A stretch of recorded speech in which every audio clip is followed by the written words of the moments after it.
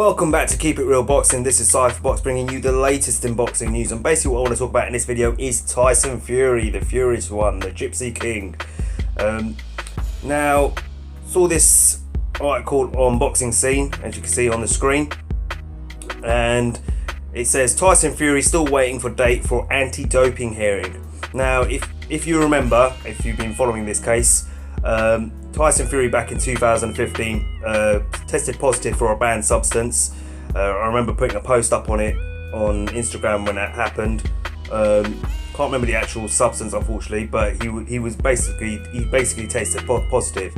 Now, the funny thing about this whole thing was that he tested positive in 2015. I think it was January now in 2015, and then obviously later on in the year, at the end of the year, he fought Vladimir Klitschko for the undisputed heavyweight championship of the world. Obviously, you know, he did what no other heavyweight did before him. He beat Klitschko on a 12-round decision, and took Klitschko's place. Now, Klitschko had obviously a rematch clause in the contract, and they were due to obviously fight again. Now, this story really kind of broke after the Klitschko fight, and I remember Klitschko's team saying that they were disgusted that he was allowed to, that he was allowed to fight, that he was boxed, that he wasn't suspended, etc., etc., etc. The rematch was signed and set up, and obviously Tyson Fury pulled out. There were a whole load of things that were going on with Tyson Fury on a personal note. Obviously, when the UKAD turned up, that's the UK Anti-Doping Agency, turned up to take blood and urine samples to see if he was taking any sort of substances, etc., and stuff like that, he refused them. It later then came out that Tyson Fury was suffering from depression and had a bit of a problem with recreational drugs, i.e. cocaine, and he was suffering from depression, severe depression, and then he went into retirement, relinquished his belts, etc., etc., etc. So the story up to that point. Right now, he is still waiting for his hearing to be, to be finished off. So they started a hearing, the UKAD, in May, and it was adjourned, and there's still no date given to Tyson Fury as to when this hearing is gonna resume. They're apparently waiting on an independent panel to advise them when to resume the hearing. Now, say what you want about Tyson Fury. I know a lot of people like him out there. A lot of people dislike him. I know a lot of people are gonna put that, who cares about this junkie cheat and blah blah blah blah and etc. and all that sort of stuff. What I'm going to talk about here is that I think this is really strange. That Tyson Fury tested positive in January 2015. Near enough a year later, he is allowed to fight Vladimir Klitschko. He then beats Klitschko, sets up a rematch. Yeah. All right. Obviously pulls out of it for those personal reasons that I've just discussed. Yet we're still waiting for this whole situation where he failed a drug test, to be resolved, which I think is really weird.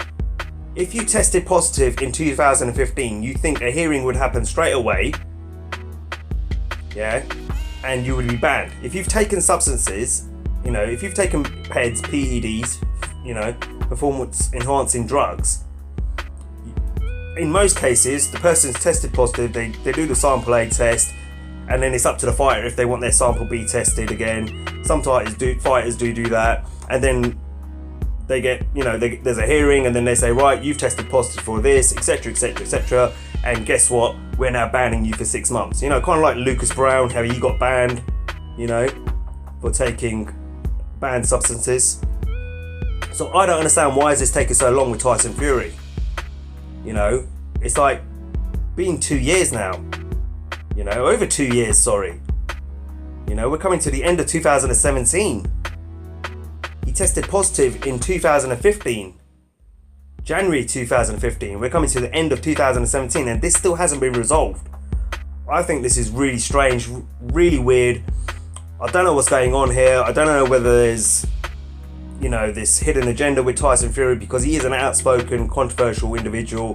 He, in terms of his personal beliefs, I'm not going to repeat some of those things, but you've heard some of the things he does say regarding to, his religious beliefs, etc., etc. But I don't know whether this is a case of we're just trying to get Tyson Fury out of boxing, or, take his prime years away from him, take the passion away from him for the sport, and just hopefully he won't come back, But I just think this is really strange that in 2015, January 2015, the man tested positive for a banned substance, and now we're in 2017, September of 2017, and this matter still hasn't been resolved. So as far as I'm concerned, in 2015, January 2015, he tested positive. He should have then been given the option for his sample B to be tested.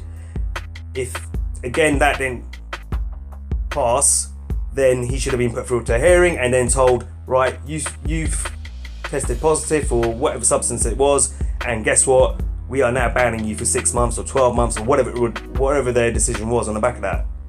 Yeah, he shouldn't even have been allowed to fight Vladimir Klitschko. So, as far as I'm concerned, this all sounds a bit fishy to me, very strange.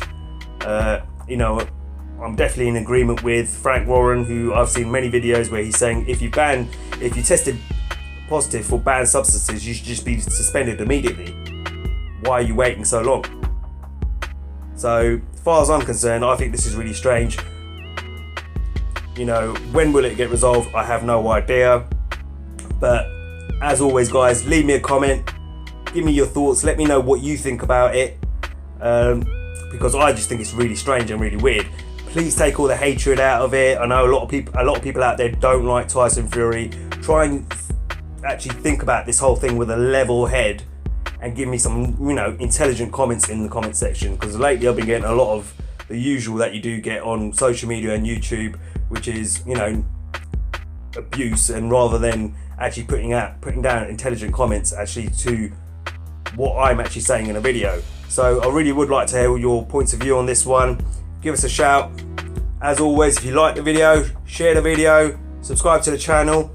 Until next time, this is Cypherbox reminding you to keep it real.